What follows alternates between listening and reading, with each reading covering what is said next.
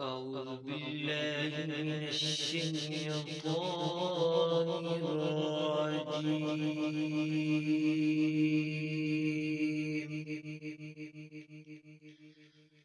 بسم الله الرحمن الرحيم.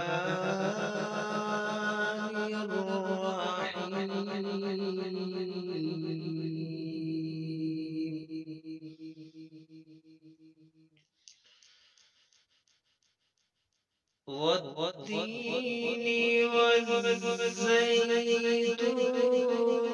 وطور سينين وهذا البلد الأمين.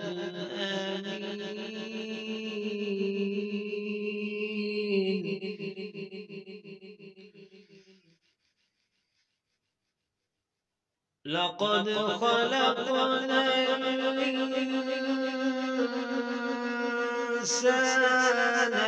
في أحسن تقويم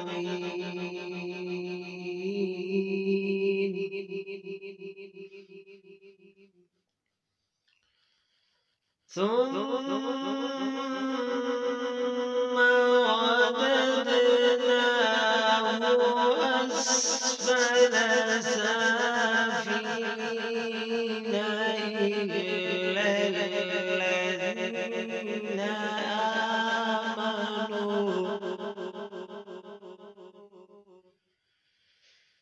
إلا الذين آمنوا وعملوا الصالحات فلهم أجر غير ممنون.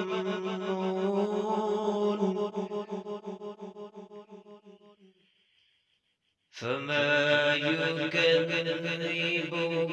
بعد بالدين أليس الله بأحكم الحاكمين.